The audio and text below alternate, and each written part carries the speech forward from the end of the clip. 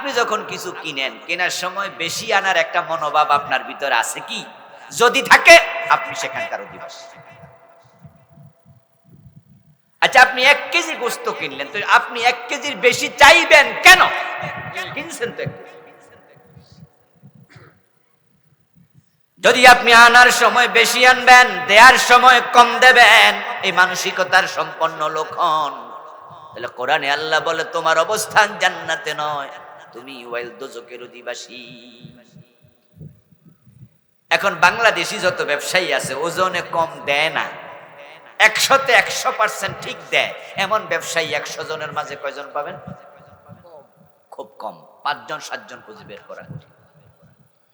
বরং আমরা যেন সবাই প্রত্যেকে নিজের জায়গায় প্যাঁচ লাগাইয়া দিই, আমরা ওজনে কম দিয়ে খুশি হই। আল্লামা সাইদি রাহিমাহুল্লাহ একটা ওয়াজে বলছিল যে কমলা কিনছে 1 ডজন, এবার 1 ডজন কমলা দেন, দোকানদার দিছে, গয়না দেখে 11টা। তো জিজ্ঞাসা করলো, কিরে ভাই 1 ডজন কিনলাম, 12টা হবে 11টা? বলে হুজুর মাথা ঠিক নাই। তাহলে 13টা দিলা না কেন? এত খারাপ হয় না, একটা কম দিছে, সমস্যা কি? মাথা ঠিক নাই। মাথা ব্যাটিক হলে 13টা দিতা, কোন এত খারাপ হয় না। আমরা সবাই নিজের স্বার্থকে প্রাধান্য দেই, আরেকজনকে ঠকাতে গিয়ে দেরি করি না। আপনি রড কিনবেন, আপনি বালি কিনবেন, আপনি লবণ কিনবেন, আপনি চাল কিনবেন, ডাল কিনবেন, যদি আপনি দাঁড়ায়া না থাকেন, আপনি ঠিকঠাক মতো হিসাব না নেন, তাহলে দেখবেন 100 জনের মাঝে 98 জন আপনাকে ঠকায়। লেনদেনের ব্যাপারে সাবধান হবেন। ব্যবসা করতে গেলেন, মানুষকে ঠকায়া নিজের লাভকে প্রাধান্য দিলেন। এই যে মানুষকে ঠকায়া কিছু কম দিলেন, আসলে তো কম দেওয়ার সুযোগ নাই, কারণ যতটুকু কম দিলেন এটা যে কিনেছে সে জানে না, কিন্তু আসমানের মালিক সব জানে। তিনি বলছেন কুল্লা শাইইন আহসাইনাহু কিতাবা, আমি সব কিছু কিতাবের মাঝে লিখে রাখি। আপনাকে আমি বলছি দোস্ত ভাই, এই ব্যবসায়ী আঙ্কেল আমার 1 কেজি গোস্ত দেন। 1 কেজি গোস্ত কত? 1 কেজি মাছ কত?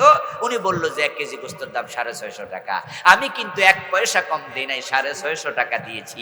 650 দিয়ে আমি বুঝালাম যে আমি 1 কেজি পাওয়ার মালিক, আপনি 650 টাকার মালিক। উনি যদি আমারে 50 গ্রাম কম দেয়, তাহলে 50 গ্রামকে আমি পানা থাকলাম না? আল্লাহ বলা আমি এটা লিখে রাখি। উনি যে আমার 50 গ্রাম কম দিছে, আমি তো আর এটা বাড়িতে না মাপমো না, আর এটা নিয়ে আমার মাথা হেডেকও নাই। আমি কইছি দিছে যে বাড়িতে রান্না করে খাইছে। হাসরের দিন আল্লাহ তাআলা আমাকে জানাইয়া দেব, আবুল কালাম আজাদ বাশা তুমি ওনার কাছে 50 গ্রাম পানা আছো। এই জন্য আল্লাহকে বলে আলাইসাল্লাহু বিআহকামিল হাকিমিন, তিনি সব বিচারকের সেরা বিচারক।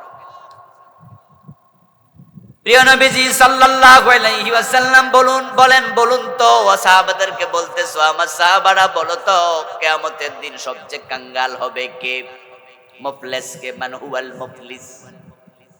সাহাবারা বলি ইয়া রাসূলুল্লাহ, যার টাকা পয়সা নাই তাকে তো আমরা কাঙ্গাল দরিদ্র মুফলিস মনে করি।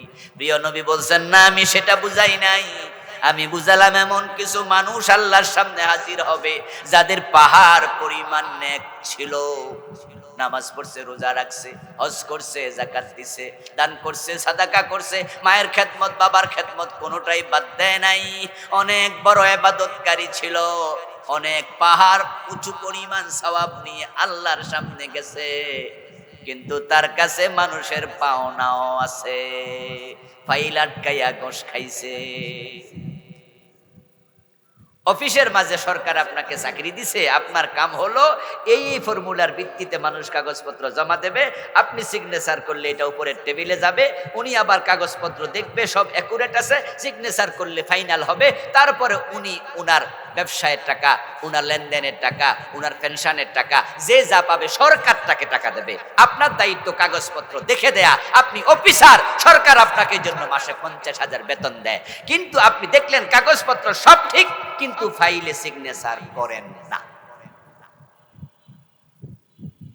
এখন পেনশন পাওয়ার জন্য স্কুলের টিচার যায় বলতেছে, স্যার আমার তো কাগজপত্র জমা দিয়েছি 6 মাস হয়ে গেছে, স্যার ফাইলটা তো আপনার টেবিলে, আপনি একটু কাগজপত্র দেখে একটু সিগনেচার দিলে তো আমি টাকাটা পাই।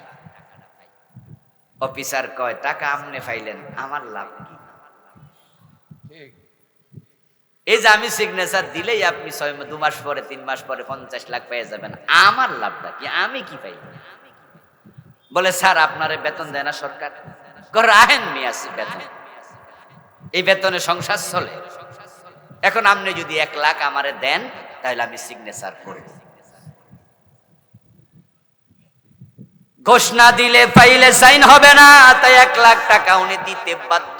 50,000 এবার নেগোসিয়েশন চলছে, স্যার 1 লাখ দেবো না স্যার, 30,000 দেবো, 50,000 দেবো। এবার তিনি সাইন করে দিলেন।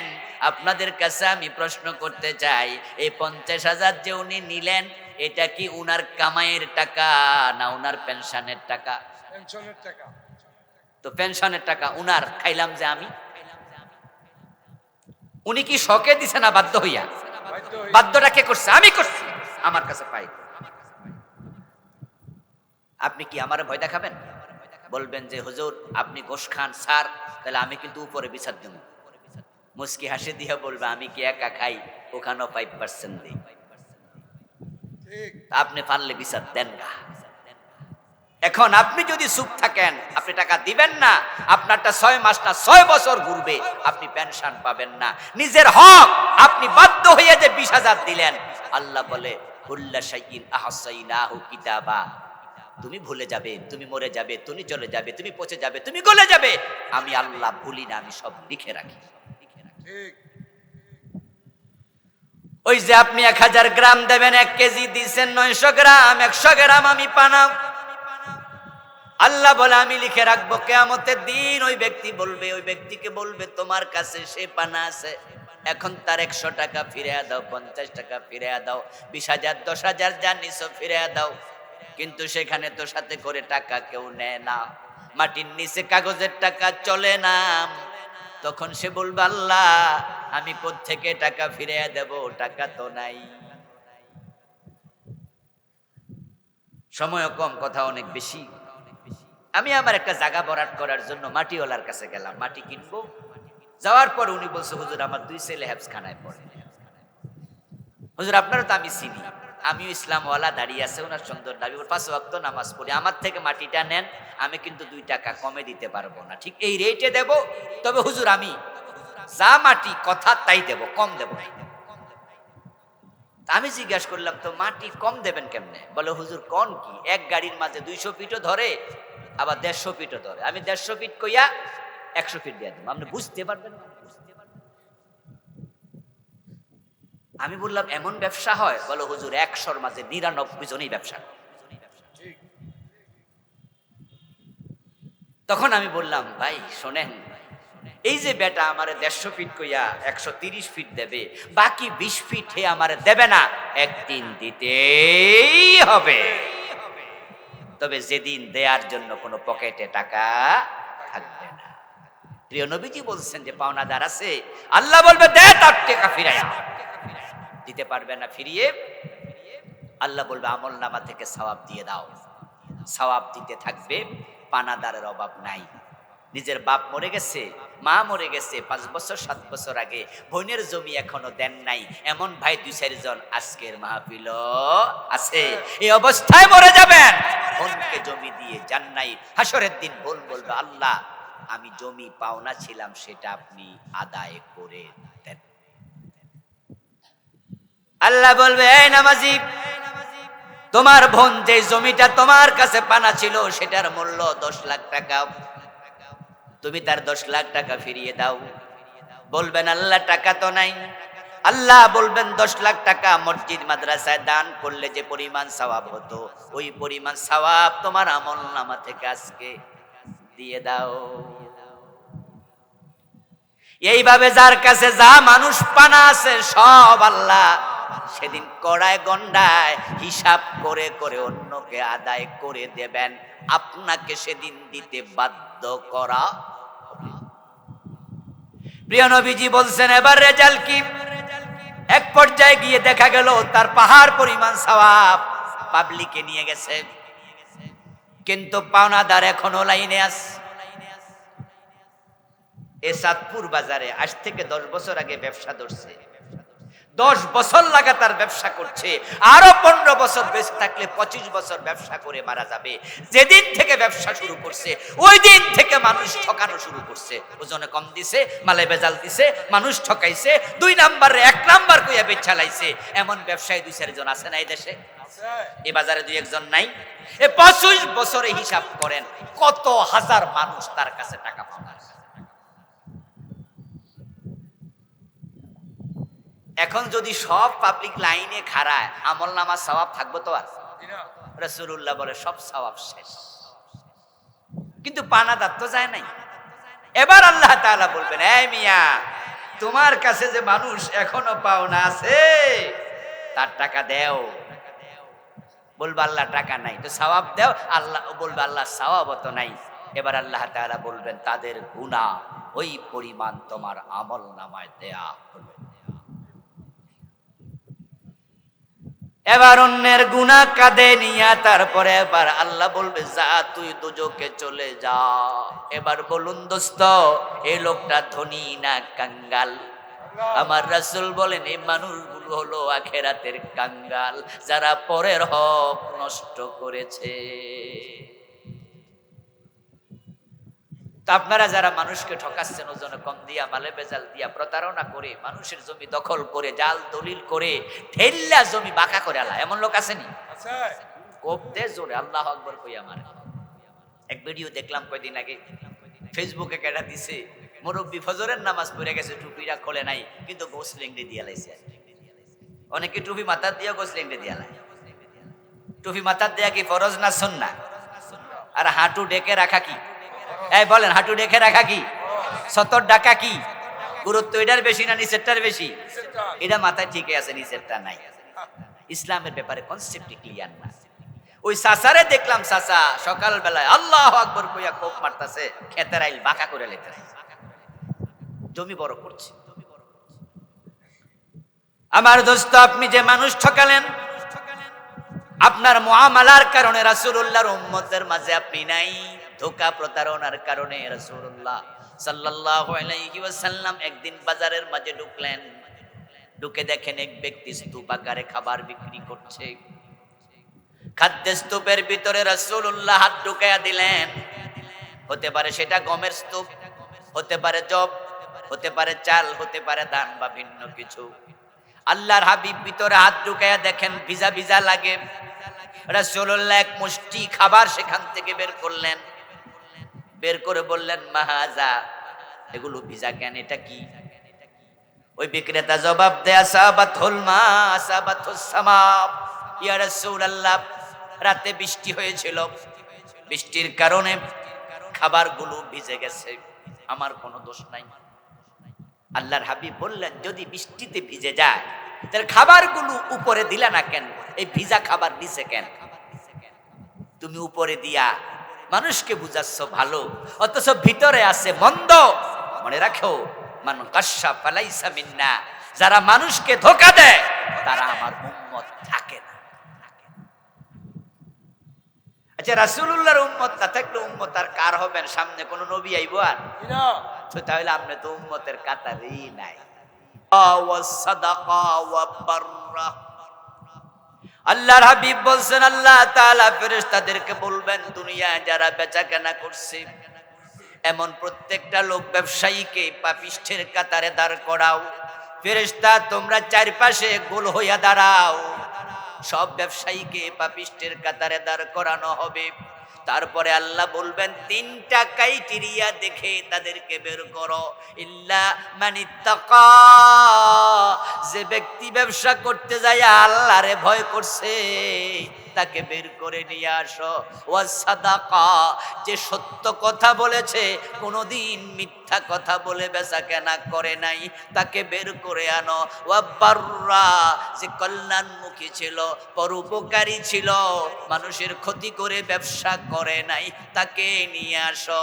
এই 3 গুণ দেখে দেখে বের করে এবার আল্লাহ বলবেন, তাদেরকে নবী এবং সিদ্দিকদের সাথে হাসরের মাঠে তোলো। যারা আজকের মাহফিলে চমৎকার আলোচনা ইতিমধ্যে করেছেন, উপস্থিত আছেন সম্মানিত উলামায়ে হযরত, ইসলাম প্রিয় তৌহিদি জনতা, পর্দার অন্তরালের সতী সাধবী, সম্মানিতা মা ও বোনেরা, প্রিয় ভাইয়েরা, কেমন আছেন আপনারা? আলহামদুলিল্লাহ। মাশাআল্লাহ। বসে গেলে আরো ভালো লাগতো না? এই যুবক ভাইয়েরা বসে যান না, বসলে না দেখতে ভালো লাগে। এদিকে যারা দাঁড়ায় আছেন আপনারাও বসে যান, জায়গা তো আছে। অত মধ্যে তো আলহামদুলিল্লাহ আমাদের প্যান্ডেল প্রায় ভরে যাচ্ছে, আলহামদুলিল্লাহ। ইনশাআল্লাহ লোকজন আসছে। পরে কিন্তু বসার জায়গা পাবেন না, দাঁড়িয়ে কষ্ট পাবেন। এজন্য যারা সুযোগ আছে বসে যান, পরিবেশটা আমাদের অনুকূল করে দেন। দাঁড়িয়ে থাকলে দেখতেও অসুন্দর অসুন্দর লাগে। মাহফিল কমিটির দুই একজন ব্যবসায়ী ভলান্টিয়ার ভাই দায়িত্ব নেন, যারা আসে তাদেরকে পিঠে হাত মুছে ভালোবাসা দিয়ে বসতে সাহায্য করুন। দিনের বেলার মাহফিল, লোকজনের ব্যস্ততা, কাজকর্ম, এরপরও যারা আমরা আসলাম, আসার তৌফিক কে দিলেন? আল্লাহ। আমাদের সম্মানিত সভাপতি বললেন যে এখানে অনেকদিন মাহফিল করা যাচ্ছিল না, এবার আল্লাহ আমাদের সুযোগ দিয়েছেন। আমিও দীর্ঘদিন এখানে আসতে পারিনি, আল্লাহ তাআলা আমাদেরকেও আসার সুযোগ দিয়েছেন। সারাটি দেশ এখন মুক্ত, ঠিক। এখন কোরআনের কথা বলতে আর মন ছোট হয় না, এখন মন বড় করে বলা যায়, ঠিক না? ঠিক। এবং কোনো টেনশনও থাকে না। জি না। আল্লাহ তাআলা আমাদেরকে সুযোগ দিয়েছেন। এই জন্য আলোচনার শুরুতে আমরা এই বিষয়ে 2-4 মিনিট কথা বলে মূল আলোচনায় ঢুকি। কারণ যারা এই 15টি বছর আমাদেরকে কোরআনের কথা বলতে বাধা দিয়েছে, ওদের পরিণতি ওরা ভোগ করেছে। ঠিক। আমরা যেন তাদের মতো না হই।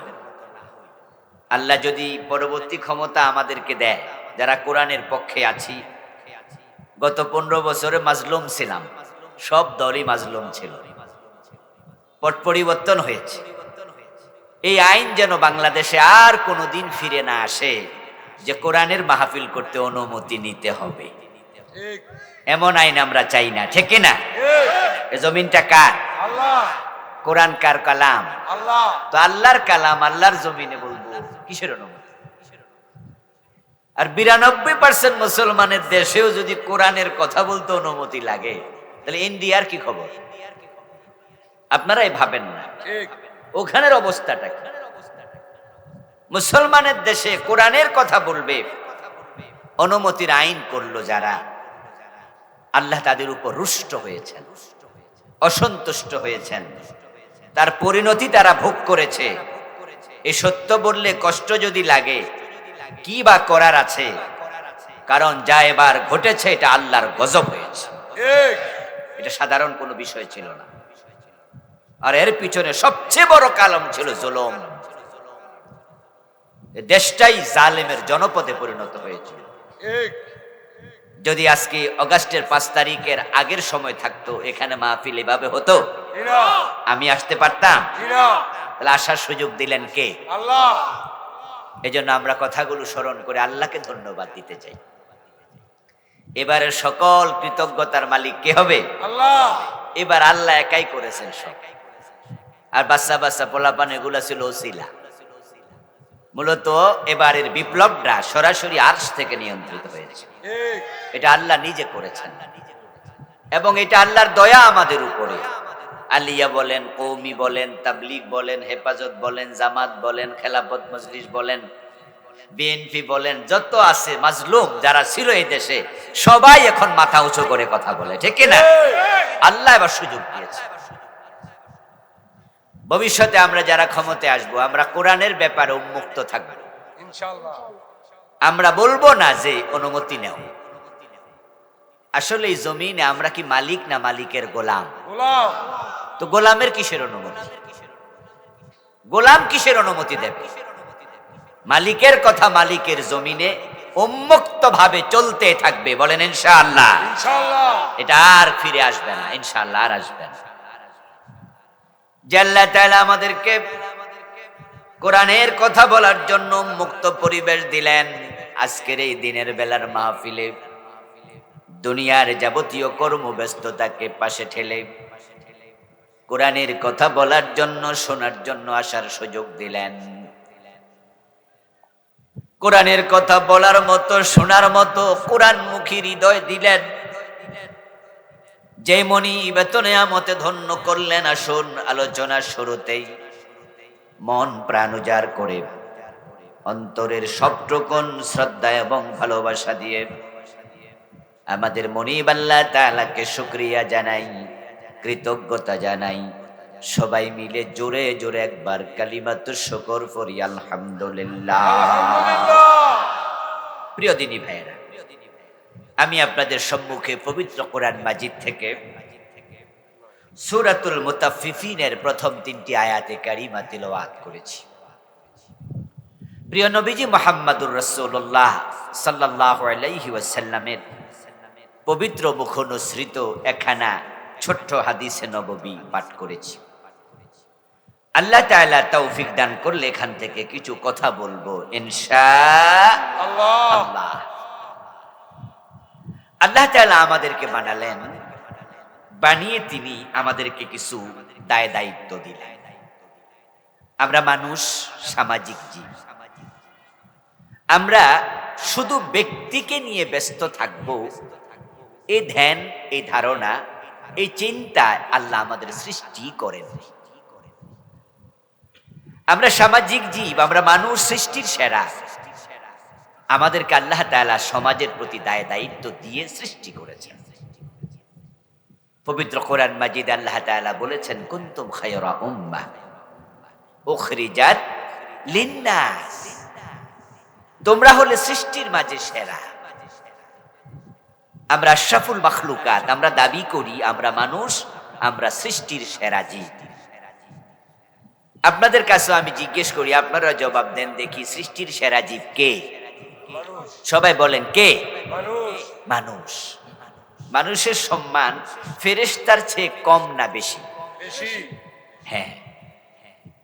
আদম আলাইহিস সালামকে সৃষ্টি করে সকল ফেরেশতাকে দিয়ে আল্লাহ তাআলা সিজদা করালেন, করায়া প্রমাণ করায়া দিলেন আল্লাহর কাছে মানুষের সম্মান ফেরেশতার চেয়েও বেশি। কুনতুম খায়রা উম্মাহ, তোমরা সব জাতির মাঝে সেরা জাতি। মানুষের মাঝে আমরা মুসলমানেরা সেরা, সৃষ্টির মাঝে মানুষ সেরা। এবার আল্লাহ বলছেন, উখরিজাত লিন্নাস, তোমাদেরকে আমি অন্য মানুষের কল্যাণের জন্য বানাইছি। এক আয়াতে আল্লাহ বলছেন, ওমা খালাকতুল জিন্না ওয়াল ইনসা ইল্লা লিয়াবুদুন, আমি মানুষ এবং জিনকে আমার ইবাদতের জন্য বানাইছি। আয়াত দুইটাই নাজিল করেছেন আল্লাহ। এক আয়াতে বলছেন মানুষের কল্যাণের জন্য তোমাদের বানাইছি, আরেক আয়াতে বলে আমার ইবাদতের জন্য বানাইছি। আল্লাহ তো দুরকম কথা বলতে পারেন না। অথচ দুই আয়াতের মেসেজ আপাত দৃষ্টিতে মনে হয় দুটি। এজন্য ব্যাখ্যা করে সামঞ্জস্য মিলাতে হবে, সামঞ্জস্য বিধান করতেই হবে। এখানে আমরা যদি মনে করি মানুষের কল্যাণ একটা ইবাদত, তাহলে তো আর দুই রকম কথা হয় না। আমাদেরকে আল্লাহ বানাইছে ইবাদতের জন্যই। মানুষের কল্যাণ হলো সব ইবাদতের মাঝে একটা সেরা ইবাদতের নাম। যে মানুষের ক্ষতি করে সে নামাজ পড়বে কিন্তু জান্নাত পাবে না। যে মানুষের ক্ষতি করে সে রোজা রাখবে, আল্লাহ তার উপর সন্তুষ্ট হবেন না। আর নামাজ রোজায় ঘাটতি আছে, কিন্তু শুধু কুত্তারে পিপাসিত অবস্থায় পানি খাওয়াইয়া জীবনের সব গুনাহ মাপ পাইয়া গেছে, এমন হাদিসও আছে। যেই নারীর প্রসঙ্গে প্রিয় নবীজি এই হাদিস বলেছেন, সেই নারী ছিল মূলত পতিতা, সে ছিল চরিত্রহীনা। সে যাচ্ছে মরুদ্যানের পাশ দিয়ে, দেখতে পেল একটি কুকুর জিহ্বা বের করে হাঁপাচ্ছে। সেখানে একটি কূপ ছিল, কূপে নেমে পানি পান করার মতো অবস্থা কুকুরটির ছিল না। কূপ ছিল গভীর, নামলে আর উঠতে পারবে না, মরে যাবে।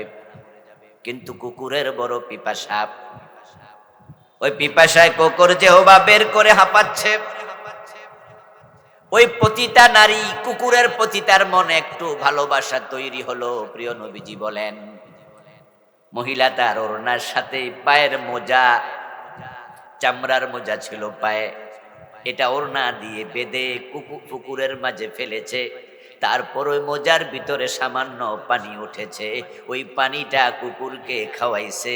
কুকুরের প্রাণ বেঁচে গেল, প্রশান্তি পেল।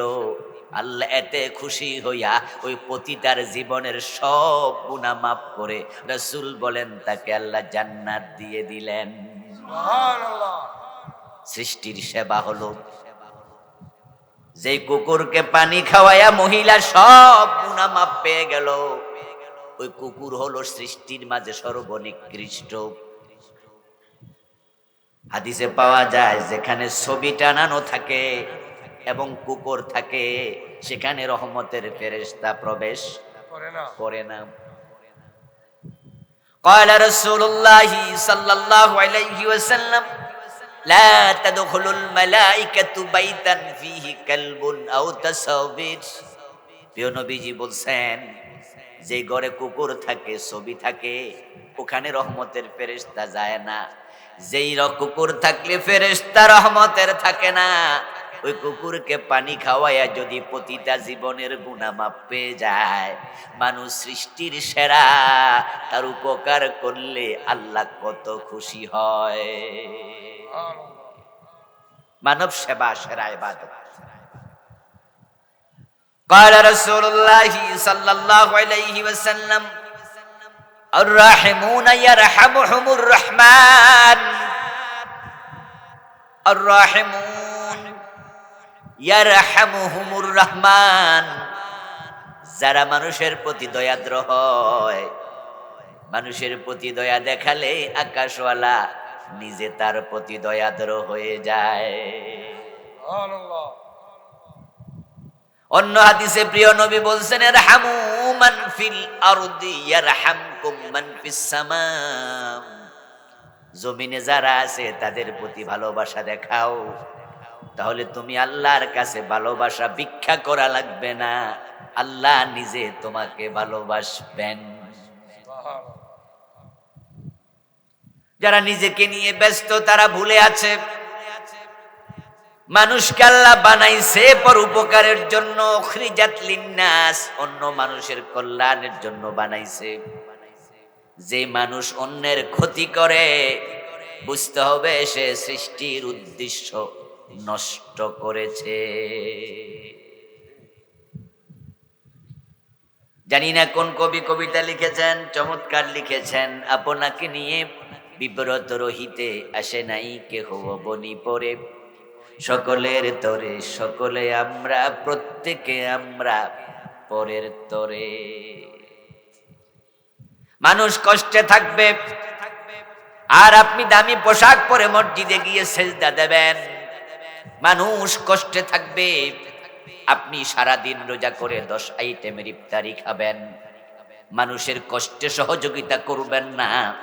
আপনার এই কষ্টের রোজা, আপনার এই শীতের সকালের নামাজ আল্লাহ নেবেন না। তাই তো হাসরের দিন আল্লাহ তাআলার কাছে মানুষ যখন জান্নাত চাইবে, আল্লাহ কিছু প্রশ্ন করবেন। আপনি বলবেন, আল্লাহ আমি আপনার কাছে জান্নাত চাই। আল্লাহ বলবেন, আমি তোমার কাছে খাবার চেয়েছিলাম, তুমি আমাকে খাবার দেও নাই, আজকে জান্নাত কেন দেব?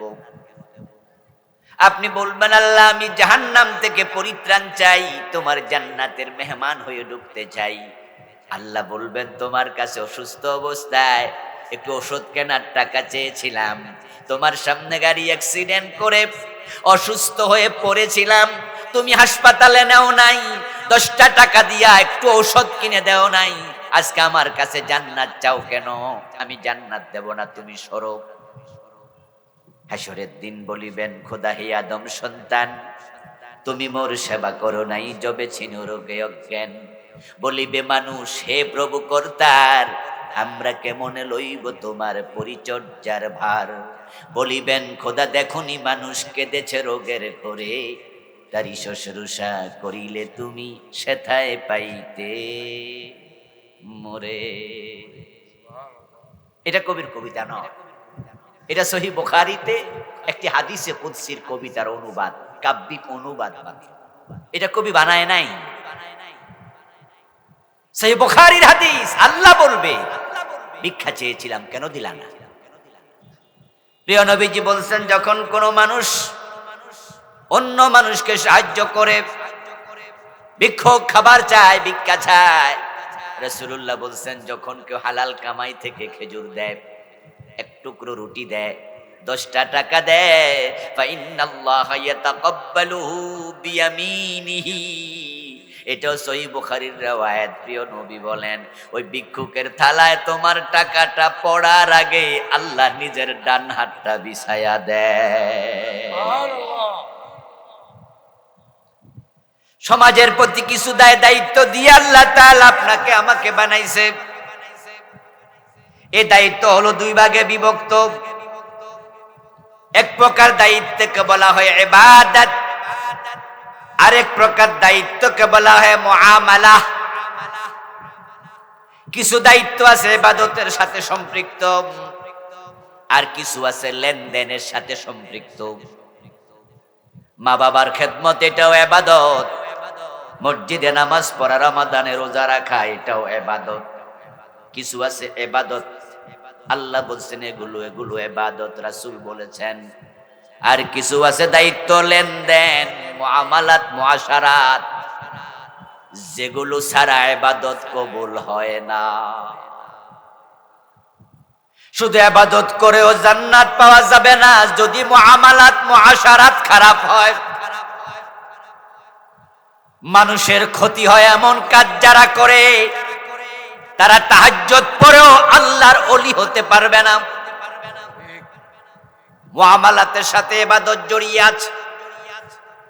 এজন্য এক আয়াতে বলতেছে, ওমা খালাকতুল জিন্না ওয়াল ইনসা ইল্লা লিয়াবুদুন, আমি ইবাদতের জন্য মানুষ বানাইছি।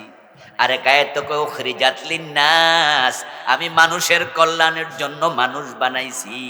2 আয়াত যেহেতু আছে, 2টাই কোরআনের ভিতরে আছে, তাই একটা মানবেন আর একটা ছাড়বেন, এই অধিকার আপনার আমার নাই। ইবাদত, মুআমালাত, 2টা একসাথে করতে হবে। যদি আপনি মুআমালাতটা ভালো করেন, আল্লাহর রহমত পাবেন তাড়াতাড়ি। কারণ মুআমালা আল্লাহর সাথে হয় না। আল্লাহর সাথে আমাদের কোনোদিন লেনদেন হয়েছে নাকি? আল্লাহ থেকে আমরা কোনো তরকারি কিনছি? আল্লাহর কাছে গরু ছাগল বিক্রি করছি? মুআমালা হয় মানুষের সাথে। ইবাদত আল্লাহর সাথেও আছে, মানুষের সাথেও আছে।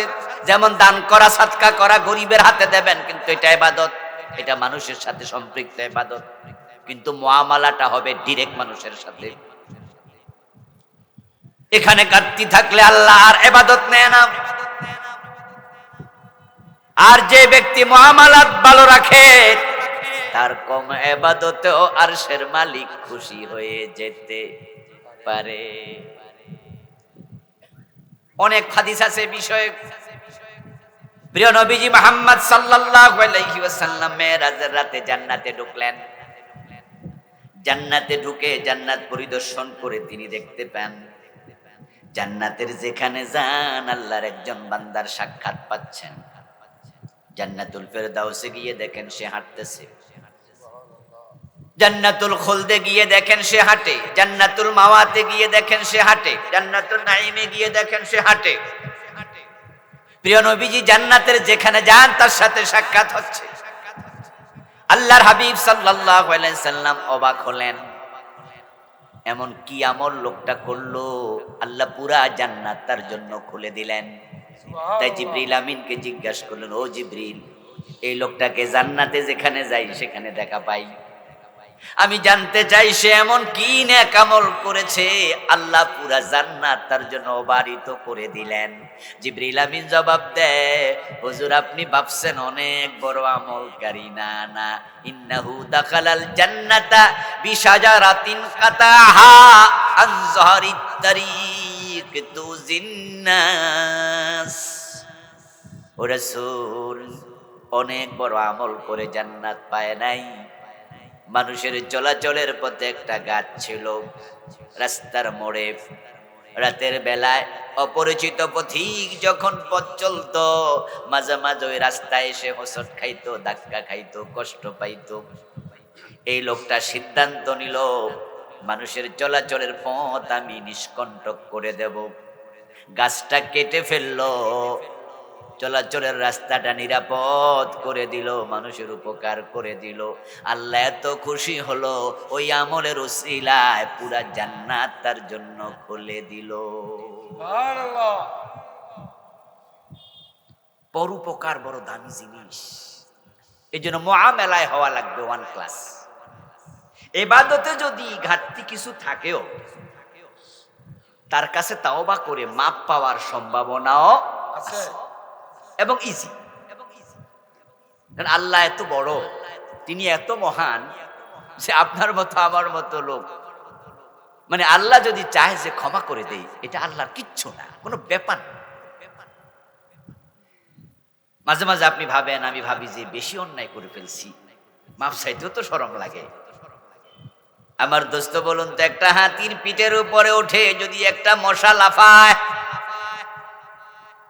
একটা মাসি হাতির পিঠে উপরে উঠে লাফ মারে আর হাতিরে বলে তোরে পা দিয়া পাড়াইয়া মাইরালাম, আচ্ছা হাতির কিছু আসে যায়?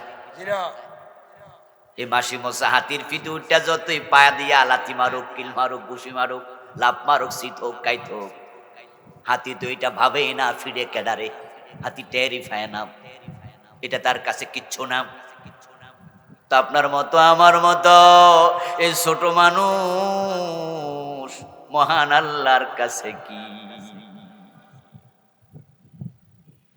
এই জন্য মানুষ যখন আকাশ পরিমাণ গুনাহ করে তাওবা করে, এক সেকেন্ডে সব গুনাহ আল্লাহ মাফ করে দেয়।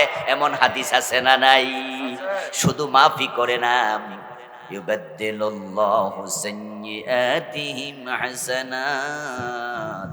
আল্লাহ কোরআনে বলেন, তাওবা করলে যে গুনাহ ছিল আমি সেটারে সওয়াব বানায়া দেই। সুবহানাল্লাহ। কিন্তু মুআমালার বিষয়টা খুব সাবধান থাকেন। যদি মানুষের একটা হক নষ্ট করেন আর সে ক্ষমা না করে, আল্লাহ ক্ষমা করবেন না।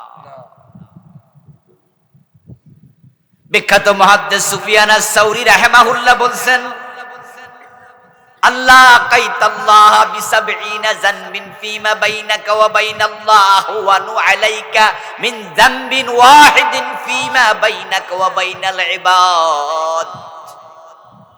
সুফিয়ান আস-সাউরী অনেক বড় মুহাদ্দিস, ইমাম বুখারীর উস্তাদ, উস্তাদের উস্তাদ।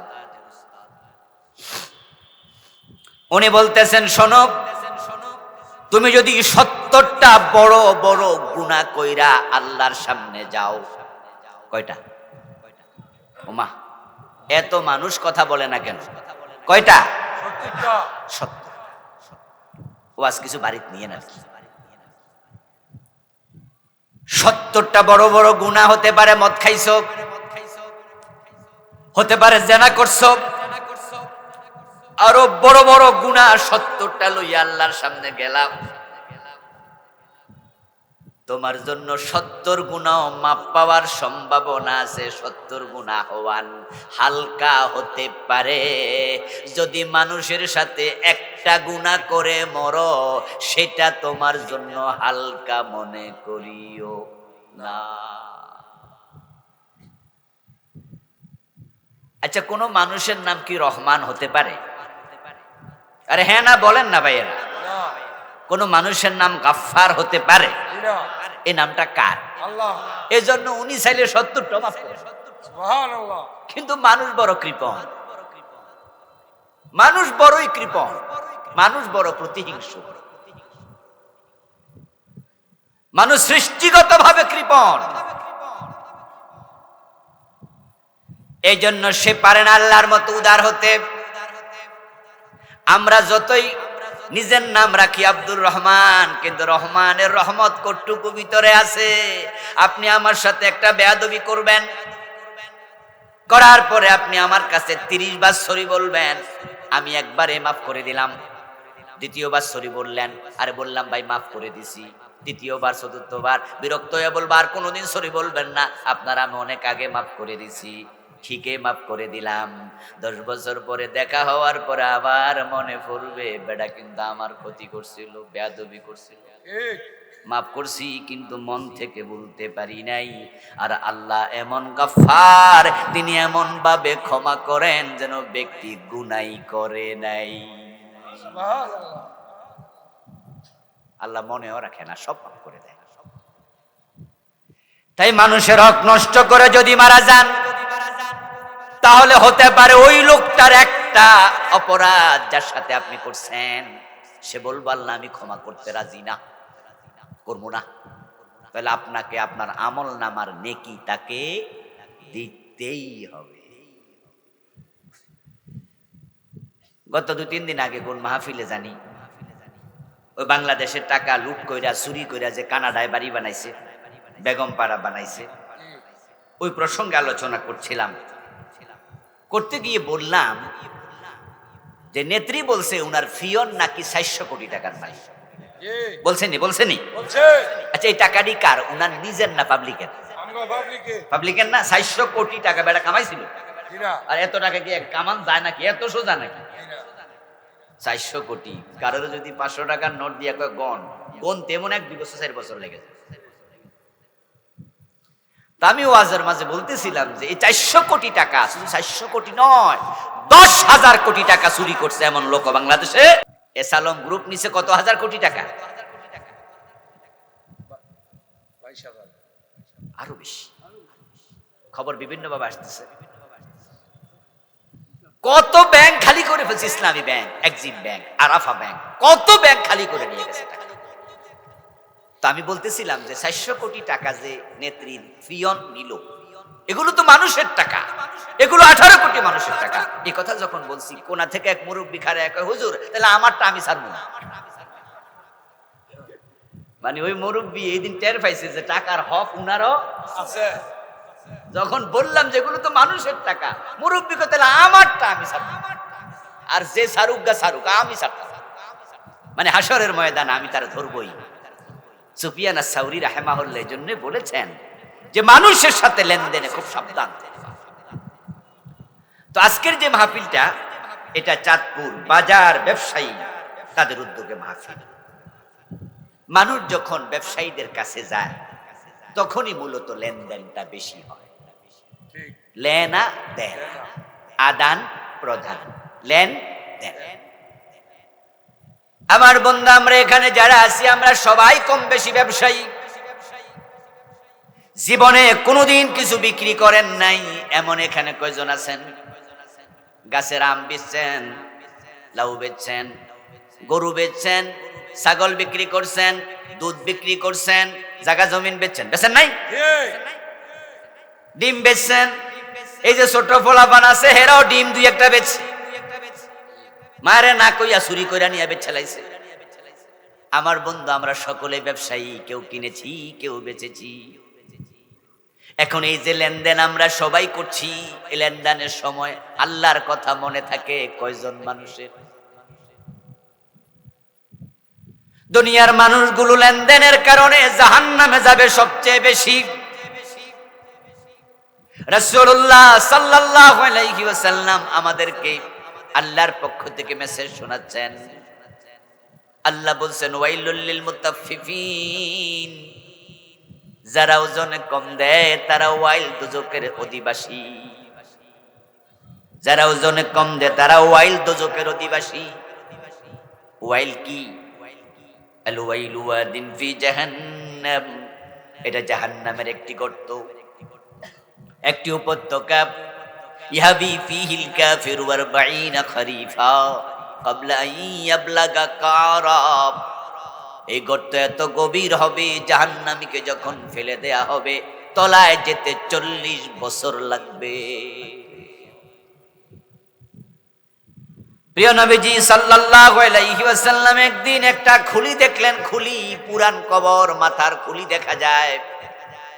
আল্লাহর হাবিব খুলিটাকে ইঙ্গিত করে বললেন, শোনো, এই খুলির মতো এক টুকরো সীসা যদি আকাশের উপর থেকে জমিনের দিকে ছেড়ে দেয়া হয়, সন্ধ্যা হওয়ার আগে জমিনে চলে আসবে। যদিও জমিন থেকে আকাশের দূরত্ব 500 বছরের রাস্তা। সুবহানাল্লাহ। এই সীসা যদি আকাশ থেকে জমিনে ছেড়ে দেয়া হয়, তলায় আসতে, জমিনে আসতে লাগবে সন্ধ্যা পর্যন্ত সময়। কিন্তু ওই জাহান্নামের ওয়াইল নামক জায়গায় যদি এই সীসা ছেড়ে দেয়া হয়, তলায় যেতে 40 বছর লাগবে। তাহলে আকাশ থেকে জমিন কত দূরে, আর ওয়াইল জাহান্নামের গর্ত কত গভীর। যারা ওজনে কম দেয় তার ব্যাখ্যা কি? আল্লাযীনা ইযা কাতালু আলান নাসি ইস্তাওফুন ওয়া ইযা কালুহুম আও ওয়াজানুহুম ইউখসিরুন।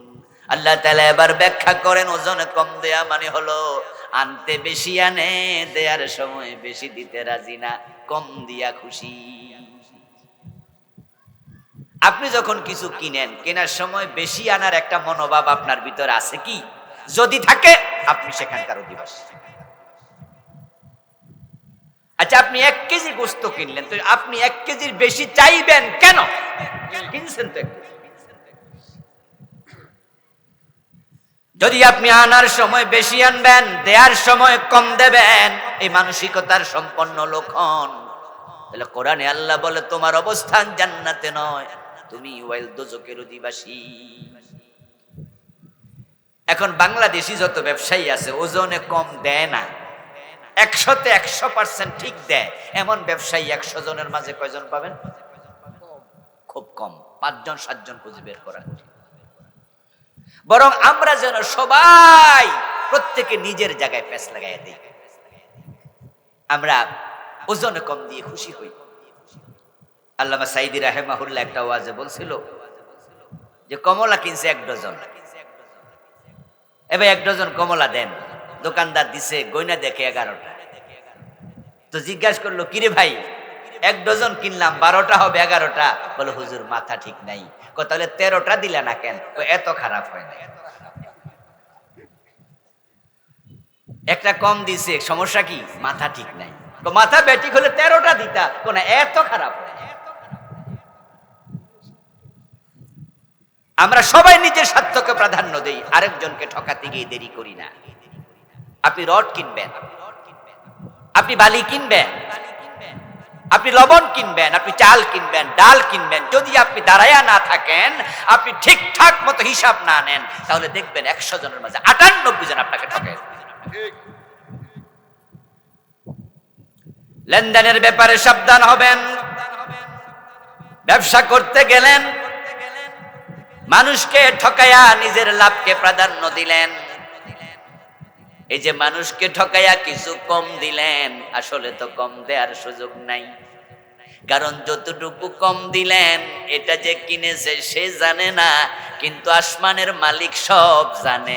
তিনি বলছেন, কুল্লা শাইইন আহসাইনাহু কিতাবা, আমি সব কিছু কিতাবের মাঝে লিখে রাখি।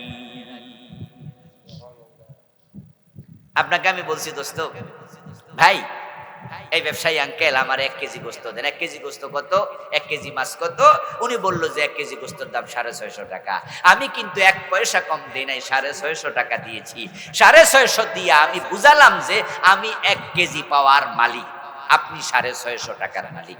উনি যদি আমারে 50 গ্রাম কম দেয়, তাহলে 50 গ্রামকে আমি পানা থাকলাম না? আল্লাহ বলা, আমি এটা লিখে রাখি। উনি যে আমার 50 গ্রাম কম দিছে, আমি তো আর এটা বাড়ি তাই না মাপবো না, আর এটা নিয়ে আমার মাথা হেডেক নাই। আমি কইছি দিছে যে বাড়িতে রান্না করে খাইছে। হাসরের দিন আল্লাহ তাআলা আমাকে জানাইয়া দেব, আবুল কালাম আজাদ বাশার, তুমি উনার কাছে 50 গ্রাম পানা আসো। এই জন্য আল্লাহকে বলে আলাইসাল্লাহু বিহাকামিল হাকিমিন, তিনি সব বিচারকের সেরা বিচারক। প্রিয় নবীজি সাল্লাল্লাহু আলাইহি ওয়াসাল্লাম বলুন তো সাহাবাদেরকে বলতেছো, আমার সাহাবারা বলো তো কিয়ামতের দিন সবচেয়ে কাঙ্গাল হবে কে? মুফলিস কে? মান হুয়াল মুফলিস? সাহাবারা বলি ইয়া রাসূলুল্লাহ, যার টাকা পয়সা নাই তাকে তো আমরা কাঙ্গাল দরিদ্র মুফলিস মনে করি। প্রিয় নবী বলছেন না, আমি সেটা বুঝাই নাই। আমি বুঝালাম এমন কিছু মানুষ আল্লাহর সামনে হাজির হবে যাদের পাহাড় পরিমাণ নেক ছিল, নামাজ পড়ছে, রোজা রাখছে, হজ করছে, যাকাত দিছে, দান করছে, সাদাকা করছে, মায়ের খেদমত, বাবার খেদমত কোনোটাই বাদ দেয় নাই। অনেক বড় ইবাদতকারী ছিল, অনেক পাহাড় উঁচু পরিমাণ সওয়াব নিয়ে আল্লাহর সামনে গেছে, কিন্তু তার কাছে মানুষের পাওনাও আছে, ফাইল আটকাইয়া ঘোষ খাইছে। অফিসের মাঝে সরকার আপনাকে চাকরি দিছে, আপনার কাম হলো এই ফর্মুলার ভিত্তিতে মানুষ কাগজপত্র জমা দেবে, আপনি সিগনেচার করলে এটা উপরের টেবিলে যাবে, উনি আবার কাগজপত্র দেখবে সব অ্যাকুরেট আছে, সিগনেচার করলে ফাইনাল হবে, তারপরে উনি উনার ব্যবসায়ের টাকা, উনার লেনদেনের টাকা, উনার পেনশনের টাকা, যে যা পাবে সরকার তাকে টাকা দেবে। আপনার দায়িত্ব কাগজপত্র দেখে দেয়া। আপনি অফিসার, সরকার আপনাকে জন্য মাসে 50,000 বেতন দেয়, কিন্তু আপনি দেখলেন কাগজপত্র সব ঠিক, কিন্তু ফাইলে সিগনেচার করেন না। এখন পেনশন পাওয়ার জন্য স্কুলের টিচার যায় বলতেছে, স্যার আমার তো কাগজপত্র জমা দিয়েছি 6 মাস হয়ে গেছে, স্যার ফাইলটা তো আপনার টেবিলে, আপনি একটু কাগজপত্র দেখে একটু সিগনেচার দিলে তো আমি টাকাটা পাই। অফিসার কয়, টাকা আপনি ফাইলেন, আমার লাভ কি? ঠিক। এই যে আমি সিগনেচার দিলেই আপনি 2 মাস পরে 3 মাস পরে 50 লাখ পেয়ে যাবেন, আমার লাভটা কি? আমি কি পাই? বলে, স্যার আপনারে বেতন দেয় না সরকার? রাহেন মিয়াছি বেতন, এই বেতনে সংসার চলে। এখন আপনি যদি 1 লাখ আমারে দেন তাহলে আমি সিগনেচার করব। ঘোষণা দিলে ফাইলে সাইন হবে না, তাই 1 লাখ টাকা উনি দিতে বাধ্য। 50,000 এবার নেগোসিয়েশন চলছে, স্যার 1 লাখ দেবো না স্যার, 30,000 দেবো, 50,000 দেবো। এবার তিনি সাইন করে দিলেন। আপনাদের কাছে আমি প্রশ্ন করতে চাই, এই 50,000 যে উনি নিলেন, এটা কি উনার কামাইয়ের টাকা না উনার পেনশনের টাকা? পেনশনের টাকা। তো পেনশনের টাকা উনার, খাইলাম যে আমি। উনি কি শখে দিছে না বাধ্য হইয়া? বাধ্যটা কে করছে? আমি করছি, আমার কাছে পাই। আপনি কি আমার ভয় দেখাবেন? বলবেন যে হুজুর আপনি ঘোষ খান, স্যার তাহলে আমি কিন্তু উপরে বিচার দেব। মুস্কি হাসি দিয়ে বলবে, আমি কি একা খাই, ওখানেও 5% দিই, আপনি পারলে বিচার দেন না। এখন আপনি যদি চুপ থাকেন, আপনি টাকা দিবেন না, আপনারটা 6 মাস না 6 বছর ঘুরবে, আপনি পেনশন পাবেন না। নিজের হক আপনি বাধ্য হয়ে যে 20,000 দিলেন, আল্লাহ বলে কুল্লা শাইইন আহসাইনাহু কিতাবা, তুমি ভুলে যাবে, তুমি মরে যাবে, তুমি চলে যাবে, তুমি পচে যাবে, তুমি গলে যাবে, আমি আল্লাহ ভুলি না, আমি সব লিখে রাখি। ঠিক। ওই যে আপনি 1000 গ্রাম দেবেন, 1 কেজি দিচ্ছেন 900 গ্রাম, 100 গ্রাম আমি পানাম, আল্লাহ বলে আমি লিখে রাখবো। কিয়ামতের দিন ওই ব্যক্তি বলবে, ওই ব্যক্তিকে বলবে তোমার কাছে সে পানা আছে, এখন তার 100 টাকা ফিরে দাও, 50 টাকা ফিরে দাও, 20,000 10,000 যা নিছো ফিরে দাও। কিন্তু সেখানে তো সাথে করে টাকা কেউ নেয় না, মাটির নিচে কাগজের টাকা চলে না। তখন সে বলবে, আল্লাহ আমি কোত্থেকে টাকা ফিরে দেব, টাকা তো নাই। সময় কম, কথা অনেক বেশি। আমি আমার একটা জায়গা বরাদ করার জন্য মাটিওয়ালার কাছে গেলাম, মাটি কিনবো। যাওয়ার পর উনি বলছে, হুজুর আমার 2 ছেলে হেফজখানায় পড়ে। হুজুর আপনারও তো আমি চিনি, আমিও ইসলামওয়ালা, দাঁড়িয়ে আছে, ওনার সুন্দর দাবি, 5 ওয়াক্ত নামাজ পড়ি, আমার থেকে মাটিটা নেন, আমি কিন্তু 2 টাকা কমে দিতে পারবো না, ঠিক এই রেটে দেব, তবে হুজুর আমি যা মাটি কথা তাই দেব, কম দেব না। আমি জিজ্ঞাসা করলাম, তো মাটি কম দেবেন কেমনে? বলে হুজুর কোন কি, 1 গাড়ির মাঝে 200 ফিটও ধরে, আবার 150 ফিটও ধরে, আমি 150 ফিট কইয়া 100 ফিট দিয়ে দেবো, আপনি বুঝতে পারবেন না।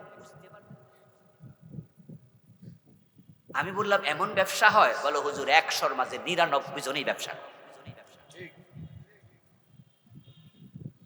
তখন আমি বললাম, ভাই শোনেন, এই যে বেটা আমার 150 ফিট কইয়া 130 ফিট দেবে, বাকি 20 ফিট হে আমার দেবে না, একদিন দিতেই হবে।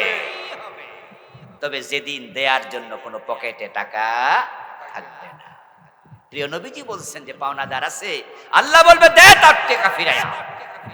দিতে পারবে না ফিরিয়ে, আল্লাহ বলবে আমল নামা থেকে সওয়াব দিয়ে দাও।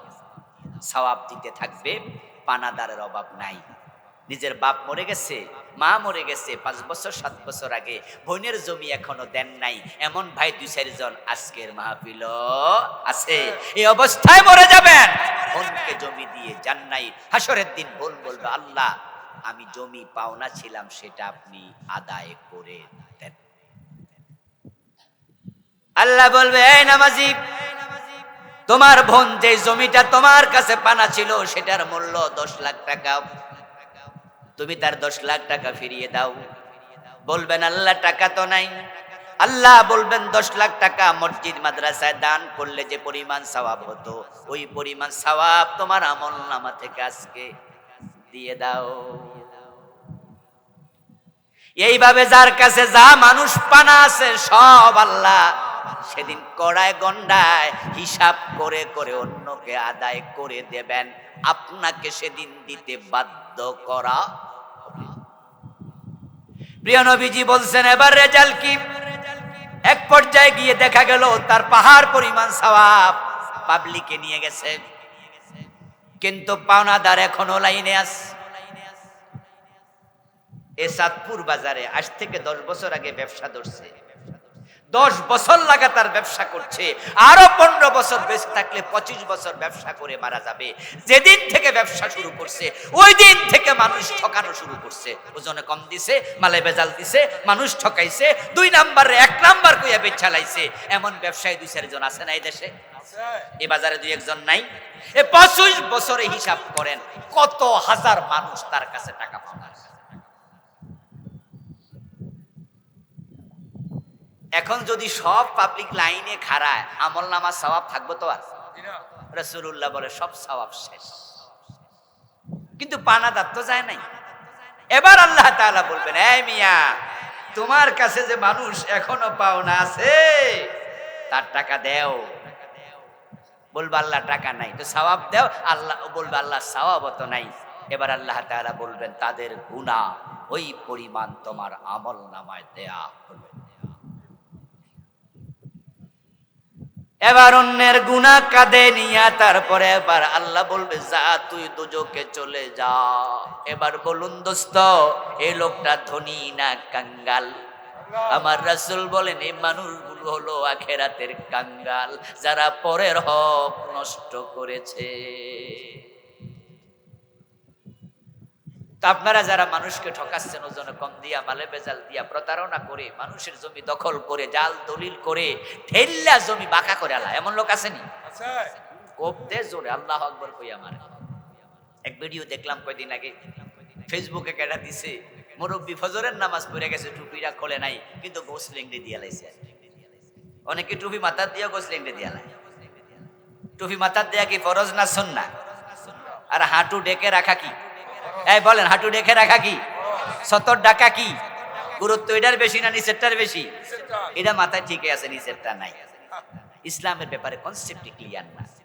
ওই চাচারে দেখলাম, চাচা সকাল বেলায় আল্লাহু আকবার কইয়া কোপ মারতাছে, খেতের আইল বাঁকা করে লেতেছে, জমি বড় করছে। আমার দোস্ত, আপনি যে মানুষ ঠকালেন, আপনার মুআমালার কারণে রাসূলুল্লাহর উম্মতের মাঝে আপনি নাই। ধোঁকা প্রতারণার কারণে রাসূলুল্লাহ সাল্লাল্লাহু আলাইহি ওয়াসাল্লাম একদিন বাজারের মাঝে ঢুকলেন, ঢুকে দেখেন এক ব্যক্তি স্তূপ আকারে খাবার বিক্রি করছে। খাদ্য স্তূপের ভিতরে রাসূলুল্লাহ হাত ঢুকাইয়া দিলেন। হতে পারে সেটা গমের স্তূপ, হতে পারে জব, হতে পারে চাল, হতে পারে ধান বা ভিন্ন কিছু। আল্লাহর হাবিব ভিতরে হাত ঢুকাইয়া দেখেন ভিজা ভিজা লাগে।